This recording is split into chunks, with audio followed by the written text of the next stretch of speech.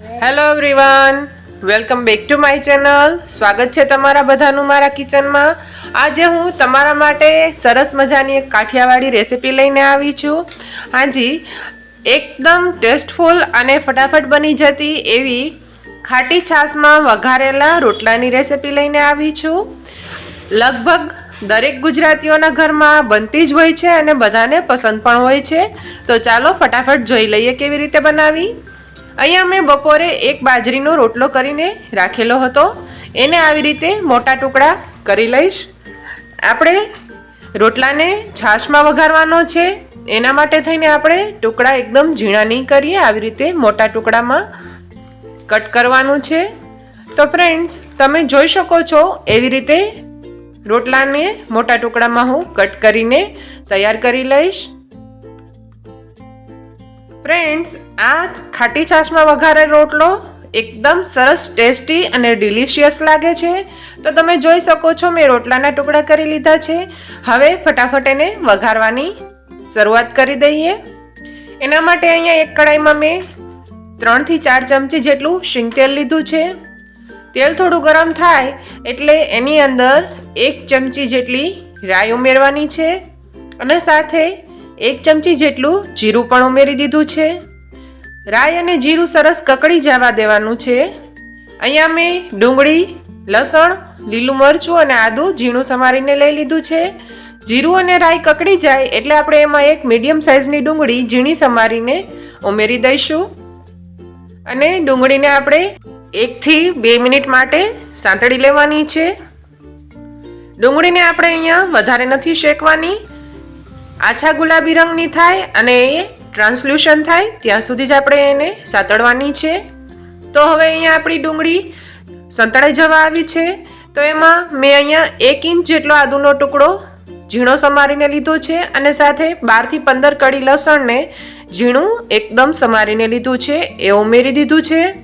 સાથે 5 ચમચી જેટલી હિંગ ઉમેરી દીધી છે અને 5 થી 7 મીઠા લીમડાના પાન ઉમેરી દીધા છે. અહીંયા મારી પાસે ફ્રેશ પાન નહોતા એટલા માટે મેં સુકવણી કરીને રાખેલા હતા, એ પાન ઉમેર્યા છે. જો તમારે પણ જાણવું હોય કે લીમડાને સુકવણી કરી અને કેવી રીતે સ્ટોર કરવો તો મને કમેન્ટમાં જણાવજો, હું તમને જરૂરથી બતાવીશ. તો અહીંયા આપણે આદુ, લસણ અને ડુંગળીને કચાશ જતી રહીએ ત્યાં સુધી અને 1 મિનિટ માટે હજુ સાંતળી લઈશું. પછી એમાં મેં અહીંયા 3 નંગ જેટલા ઝીણા સમારીને લીલા મરચાં લીધા હતા, એ ઉમેરી દીધા છે. મરચાં અહીંયા થોડા તીખા હતા, એ મેં લીધા છે. તમે જો બહુ તીખું ન ખાતા હોય તો મોરા મરચાંના ટુકડા ઉમેરી શકો છો. આદુ, લસણ, ડુંગળી અને મરચાં સરસ અહીંયા હવે સંતળાઈ જાય ત્યાં સુધી આપણે એને સાતળશું. તો 1 મિનિટ જેવું હવે થઈ જવા આવ્યું છે અને આપણો અહીંયા ડુંગળી અને આદુ, લસણ સરસ સંતળાઈ ગયા છે અને કલર પણ થોડો ચેન્જ થઈ ગયો છે. હવે આપણે એમાં ટમેટાં ઉમેરવાના છે. તો અહીંયા મેં 2 મીડિયમ સાઇઝના ટમેટાં ઝીણા સમારીને લીધા હતા, એ ઉમેરી દઈશ અને એને સરસ આપણે એકવાર ડુંગળીના મસાલા સાથે મિક્સ કરી લઈશું. હવે એમાં આપણે થોડા મસાલા કરી દઈશું. ગેસની ફ્લેમ અહીંયા એકદમ લો કરી દેવાની છે જેથી મસાલા બળી ન જાય. મસાલામાં અહીંયા 1 ચમચીથી થોડું ઉપર લાલ મરચું પાવડર, અડધી ચમચી જેટલી હળદર ઉમેરી દઈશું, 1 મોટી ચમચી જેટલું ધાણા જીરું પાવડર અને 1 ચમચી જેટલું મીઠું પણ ઉમેરી દઈશું. હવે આ મસાલાને ટમેટાં અને ડુંગળી સાથે આપણે ફટાફટ એકવાર મિક્સ કરી લઈશું. ગેસની ફ્લેમ આપણે અહીંયા લો જ રાખવાની છે જેથી મસાલો બળી ન જાય.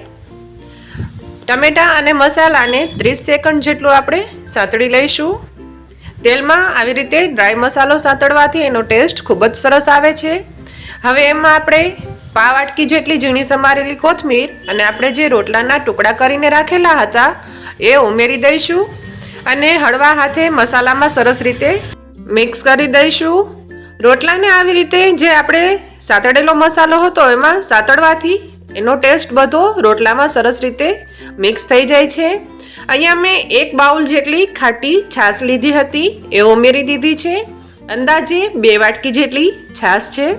છાશ અહીંયા ફ્રેન્ડ્સ આપણે ખાટી જ લેવાની છે, તો જ આ વઘારેલો રોટલો ખૂબ જ સ્વાદિષ્ટ બનશે. હવે આપણે એને મીડિયમ ફ્લેમ ઉપર 2 થી 3 મિનિટ માટે ઉકળવા દેવાનું છે. તમે જોઈ શકો છો અત્યારે ખૂબ જ સરસ કલર દેખાઈ રહ્યો છે આપણા વઘારેલા રોટલાનો. વઘારેલા રોટલા માટે ખાસ 2 વસ્તુ ધ્યાનમાં રાખવાની. છાશ હંમેશા ખાટી વાપરવાની છે અને રોટલાના એકદમ નાના ટુકડા નથી કરવાના, થોડા મીડિયમ સાઇઝના ટુકડા રાખવાના છે. અને રોટલા પોણા ભાગના ડૂબે એટલી જ આપણે છાશ લેવાની છે. જો છાશનું પ્રમાણ વધારે હશે અને તમે એને થોડી વધારે વાર પકવશો તો એકદમ ભૂકો થઈ જશે અને ખાવામાં જરા પણ મજા નહીં આવે. તો અહીંયા 2 થી 3 મિનિટમાં આપણો રોટલો સરસ પાકીને તૈયાર થઈ ગયો છે. હવે એમાં લાસ્ટમાં અડધી ચમચી જેટલો ગરમ મસાલા પાવડર ઉમેરી દીધો છે અને એને સરસ રીતે મિક્સ કરી દઈશું. અને હવે 1-8 મિનિટ માટે જ આપણે આને કૂક કરવાનું છે. તો ફ્રેન્ડ્સ અહીંયા આપણે કાઠિયાવાડી સ્ટાઇલથી ખાટી છાશમાં વઘારેલો રોટલો બનીને તૈયાર થઈ ગયો છે. હવે લાસ્ટમાં ઝીણી સમારેલી કોથમીર ઉમેરી અને એને મિક્સ કરી દઈશું અને ગેસની ફ્લેમ આપણે હવે અહીંયા બંધ કરી દેવાની છે, કેમ કે આપણો આ વઘારેલો રોટલો રેડી થઈ ગયો છે.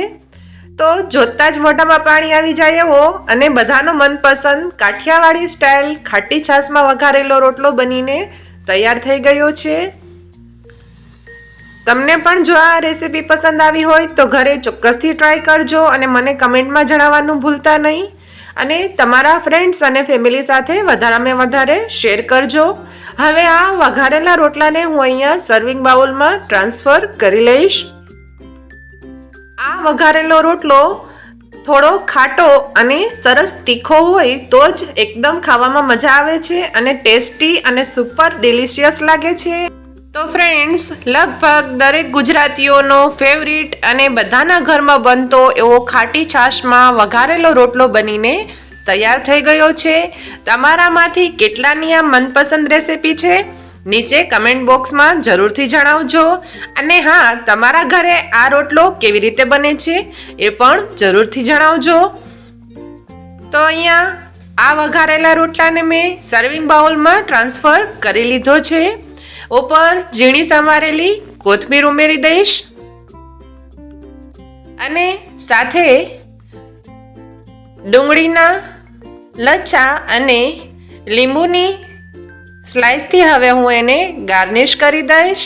ફ્રેન્ડ્સ, બાજરી શરીર માટે ખૂબ જ ફાયદાકારક છે. એમાંય શિયાળામાં ખાસ કરીને બાજરીના રોટલા જરૂરથી ખાવા જોઈએ. તો આ શિયાળાની કડકડતી ઠંડીમાં ગરમા ગરમ ખાટી છાશમાં વઘારેલો રોટલો બનીને તૈયાર થઈ ગયો છે. હું એને એન્જોય કરું છું. ત્યાં સુધી જો તમારે પણ આ રેસીપી એન્જોય કરવી હોય તો એના માટે તમારે એને ઘરે બનાવવી પડશે. અને મારી આ રેસીપી પસંદ આવી હોય તો વિડીયોને એક લાઈક આપી દેજો. તમારે બીજી કઈ રેસીપી જોવી છે એ પણ કમેન્ટમાં જરૂરથી જણાવજો. અને હા ફ્રેન્ડ્સ, તમે જો મારી ચેનલ ઉપર નવા હોય તો પ્લીઝ મારી ચેનલને સબસ્ક્રાઈબ કરી દેજો. ફરી મળીશું નવા વિડીયોમાં નવી રેસીપી સાથે. ત્યાં સુધી આવજો.